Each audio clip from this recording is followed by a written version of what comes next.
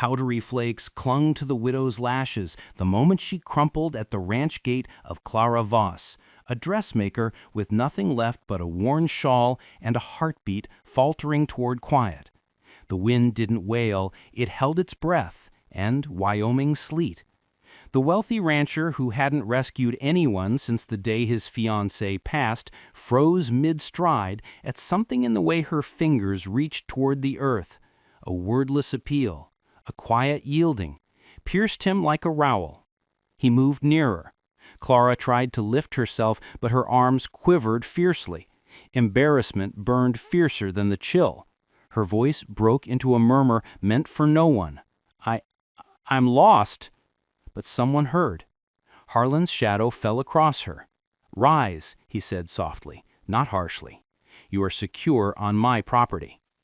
The air between them changed, dust calming, powdery flakes softening into hush. No farmhand advanced, no horse whinnied. It was as if the whole Creed Ranch held still to see if she'd trust him. Clara didn't. Not right away. Folks didn't aid widows with nothing to give. Not in Wyoming territory. Not any place. So she kept her gaze lowered, steeling for the instant when mercy turned to meanness. The cycle she knew all too well. Harlan knelt down. His jacket carried the scent of cedar embers and harness hide, the aroma of a fellow who dwelled far from settlement, chatter, and even further from ease. "Come now," he whispered, "let's warm you." Her breath caught. That was all the resistance remaining in her. Inside the dwelling, 2 levels, broad corridors, the kind of home that ought to ring with young ones and joy. Martha Hale, the ranch's housekeeper, caught sight of the moment and hurried over. "Good heavens," she breathed, guiding the widow toward the hearth. "What she's endured!" Harlan didn't reply. He didn't grasp it fully yet, but he'd noted the marks. Roughened palms of a woman who bartered to endure. Faint marks beneath the neckline from endless journeying and weariness etched into her bearing like ancient sorrow. When Clara stirred on the settee moments later, embers glowing dim, she bolted upright. "I shouldn't be here," her tone was fragile. "Your fellow at the entrance, he ought to have turned me away." "There is no fellow at the entrance, only me." That disturbed her more. Gentleness always did. Martha fetched soup. Clara's fingers shook too much to grasp the bowl. Harlan held it just steady enough to assist, not enough to alarm. He knew dread when it appeared. He dwelled with his own for years. At last the story emerged in fragments. Her dwelling seized by Silas Draven, her spouse gone beneath a toppled rafter. Obligations she never selected but bore regardless. Harlan listened, his jaw clenching. He knew Draven, a soul who preyed on the needy the way coyotes preyed on the frail. A blast of air rattled the pane. Clara recoiled. Harlan observed. "Rest," he said gently. "You fled too long." But she shook her head, alarm surging once more. "If he tracks me here, he'll drag peril to your threshold." Harlan rose, the glow from the fire tracing the marks on his fists, echoes of a history where he hadn't intervened in time. Let him arrive. Clara's breath wavered. No one had ever uttered that for her. Outside, the expanse waited vast, iced, attentive. Inside, a widow who believed she held no spot in the world finally remained utterly still. For the first time in months, she allowed her eyes to shut without dread. And Harlan Creed, a man who hadn't permitted anyone near in years, kept a quiet vigil. Clara Voss awoke to the gentle clink of pots and the subdued drag of boots on varnished floors, sounds that didn't suit someone like her, someone who'd bedded down in sheds and gullies for weeks. The Creed Ranch home exhaled warmth instead of doubt, but her frame responded the familiar way, rigid, vigilant, poised to bolt. Martha Hale, Harlan Creed's devoted housekeeper, framed the entrance with stacked cloths. "Good morning, love. Don't rise yet. You're still unsteady." "I shouldn't linger at all," Clara murmured, pulling her tattered shawl tighter. "You've shown mercy enough." Martha's huff was kind. Mercy isn't pity. Nourish first, worry after. Clara attempted to aid with the meal regardless, routines firmer than fatigue, but her hands trembled as she stretched for the pitcher, and Martha eased it aside with a wise glance. Sit. You'll settle the score when vigor returns. Through the glass, Harlan Creed strode the courtyard, jacket billowing in the bite. He carried himself like a soul bearing duty in his frame, serene, rooted, observant. Twice he looked toward the home, toward her, then returned to his labor, as if unsure how to handle the unease, his jaw firming. When he at last entered, his words were hushed. Martha says you're firm enough to stroll. Clara's back straightened. I'll depart today. I won't draw strife to your home. Harlan showed no response, merely gestured to the board. Nourish first. They dined in a strained quiet. But Harlan wasn't fashioned for idle chatter. He regarded her closely, the way she held her shoulders drawn in, the way she started at groaning planks, the way she concealed the mark at her neckline with anxious digits. She'd mastered endurance, but not security. Sheriff Tate Lang arrived midday, grit on his duster and fatigue in his gaze. "Harlan," he hailed, then spied Clara. "Ma'am." She tensed. Officers of the law always bore tidings she dreaded. Tate doffed his hat, brow furrowing. "You know Silas Draven's been roaming the territory, inquiring after a widow who evaded obligation." Clara's breath escaped in one quivering sigh. "He's seeking me." Harlan surged to his feet, his seat scraping the boards. "Draven drove her from her ground. That's not obligation, it's robbery." Tate's face grew stern. "He insists he holds documents.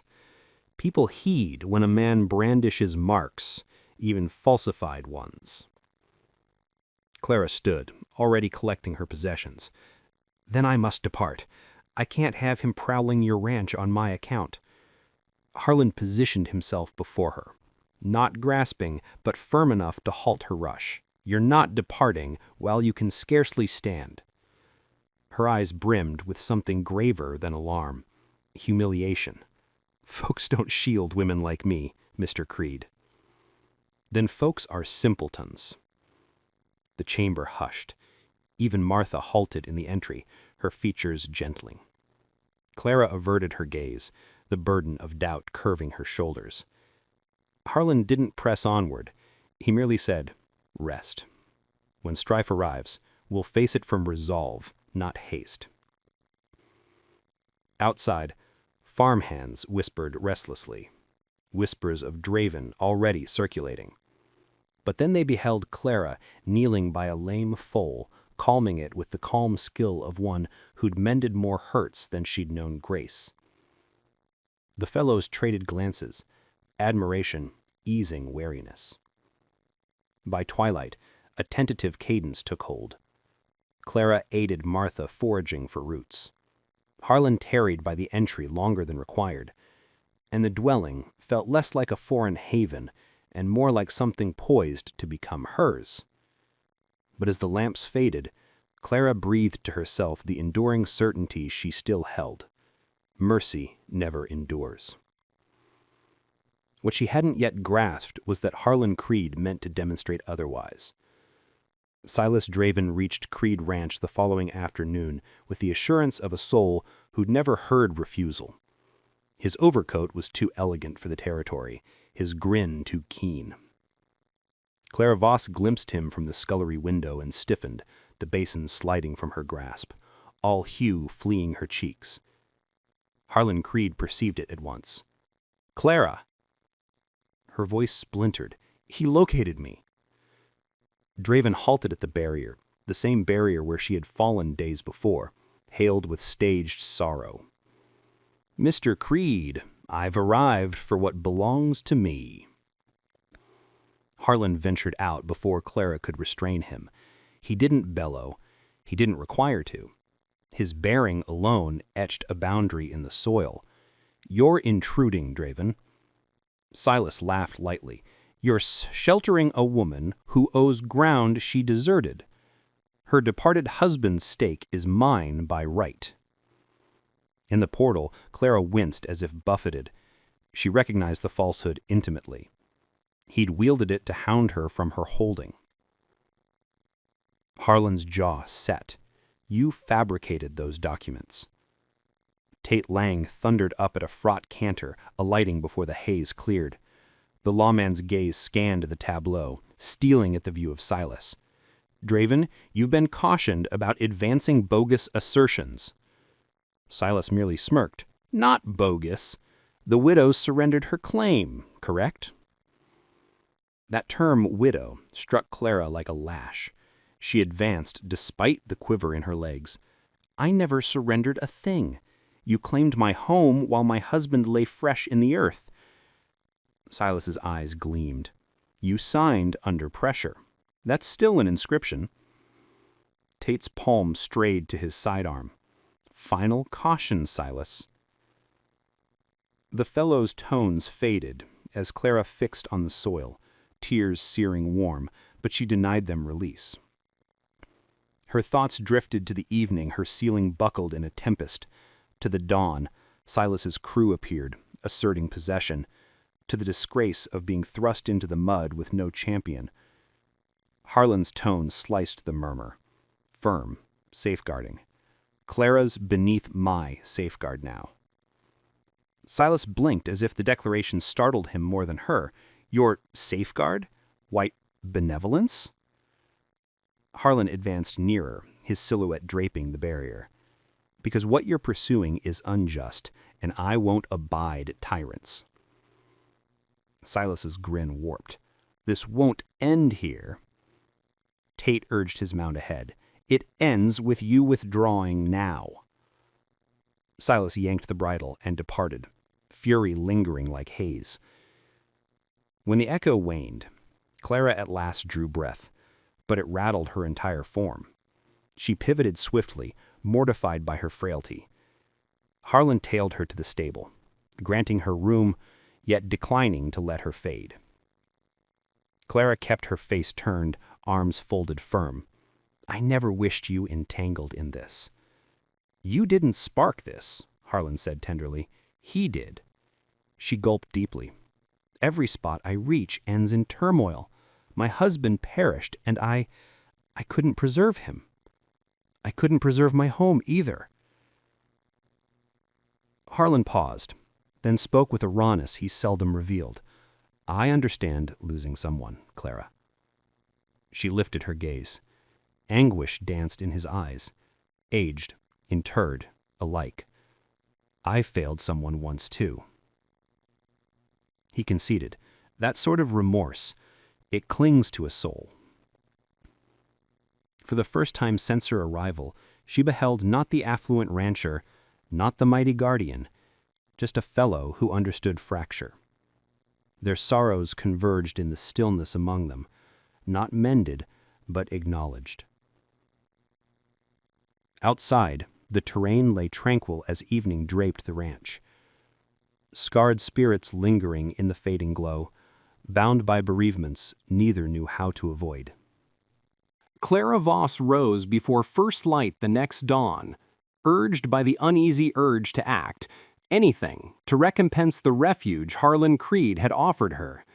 She fastened Martha Hale's apron at her waist, lugged water, repaired fabrics, and sorted the larder with hushed, urgent care.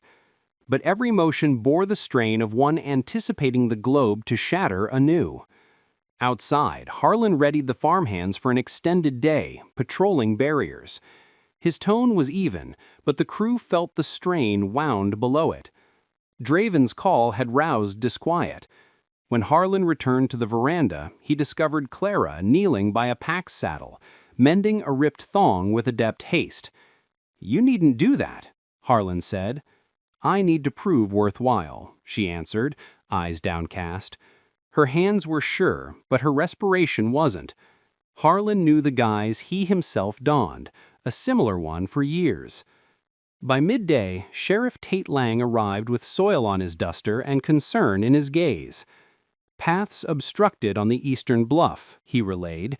"Draven's crew are redirecting your herd drive toward the gorge." Harlan's jaw tensed. He's pressing. Tate inclined his head soberly, and he's no longer concealing it. Clara halted in the portal, remorse flooding her. "I brought this." Tate shook his head. "No, ma'am, Draven brought this. He just views you as a simple pretext." Harlan drew nearer to her. "He's probing me, not you." She longed to credit him, but endurance had imparted a harsher verity. When fellows coveted something, women bore the cost. The ancient dread quivered in her frame. Still, she toiled fiercer. When the farmhands came back with the harmed fellow, Ben Harrow, struck firm in the flank amid a skirmish with Draven's, Clara hastened to him before others stirred. She sliced the rent fabric, steadied his limb, cleansed the gash, and bound it with the accuracy of one who'd tended harms on lengthy, harsh paths. Ben drew breath sharply through his teeth. "You've handled this afore, ma'am." She kept her focus low. A dressmaker learns beyond sewing. Harlan observed her, a subtle shift in his countenance as the ranch team whispered in subdued esteem. She suited here far more than she trusted. But calm didn't endure. Nearing twilight, Harlan rode forth with Tate to survey the barred path. Clara lingered on the veranda, eyeing the skyline deepen with unease. When cries resounded from the stream hollow, she let the plate tumble from her grasp and dashed. The tableau revealed in wavering shades. Draven's retainers waylaying Harlan as he alighted. Harlan battled fiercely, but the numbers weren't fair. Clara's cry rent the gully. Without pause, she grasped a dropped limb and flung it, diverting the assailant whose fist was lifted to land. Tate felled the fellow an instant after, clamping manacles on his wrists. Harlan lurched upright, gasping deep. Mud smeared his jacket. His gaze roved the bluff and fixed on her. Clara stood quaking, breaths keen, hems soiled, alarm vivid in her eyes. "You might have been injured," Harlan said, tone gravelly. Her retort arrived in a breath. "So might you." For a moment, neither stirred. The stream babbled. Breeze bore grit over the turf. And something unvoiced, something perilous, something warm, took root between them. It daunted them both more than Draven ever might. Melted flakes murmured along the stream the dawn all seemed poised to conclude. Clara Voss gathered her scant items with unsteady palms, persuaded Harlan Creed's days would ease if she departed. Draven was confined now, pending judgment, and her property claims reinstated. She held no cause to remain on a ranch not her own. But the reality cut deeper. She dreaded she'd come to crave this spot, and him. Harlan emerged from the outbuilding just in time to behold her securing her wrap. His breath snagged, dread, not ire. "Clara, where are you bound?" She held her sight low. "Home, what's left of it." "You're not prepared to journey solo." "I've journeyed solo most of my days." He advanced nearer, words coarse from a soul unaccustomed to entreaty. "I don't wish you to leave." The candor in his tone cracked something within her. "I've dragged sufficient turmoil to your threshold, Harlan." He shook his head. "Draven sought ground, not you. Don't shoulder what's not yours." Quiet stretched between them, taut as cable. She gripped her pouch. "It's time." As she brushed past him, he reached, halted himself, then forced the verity forth before it overwhelmed him. "I haven't rested soundly since you arrived here, not from dread, but because I fretted you'd slip away." Clara stilled gradually. She wheeled back. Harlan swallowed deeply, the admission rasping from him. "Stay, not because you need haven. Stay because I don't envision this place without you in it." Her breath faltered. Months of fleeing, of hiding, of enduring alone crumbled into one perilous, delicate verity. She yearned to remain, but dread persisted. "Souls like me don't belong in havens like this." He drew nearer, voice hushed. "Then this haven will adapt. I'll adapt. Whatever it demands." Martha Hale materialized softly on the veranda, eyes aglow with the hope she sought to veil. She uttered nothing, merely observed two scarred spirits striving to choose courage over custom. Clara's hold eased on her pouch. Her tone fractured. "I'm weary of fleeing, Harlan." His face is eased. "Then flee here. Flee to me." The last barrier inside her yielded. She placed the pouch down. Harlan exhaled like a soul who'd been submerged for years. Down the slope, a handful of farmhands stopped mid-duty, feigning disinterest in overhearing. As Clara advanced nearer, her words scarcely audible. "If I remain, it won't be as a load." Harlan's response came unhesitatingly. "You've never been one." He offered his hand. Not an order, not a deliverance, but a summons. Clara laid hers in his, wary yet open. The ranch seemed to sigh in relief. Behind them, melted flakes gleamed along the rails. Like the terrain itself was arousing. Clara's home had been wrested from her once. But here she might forge another. Harlan clasped her hand gently. "Welcome home," he said.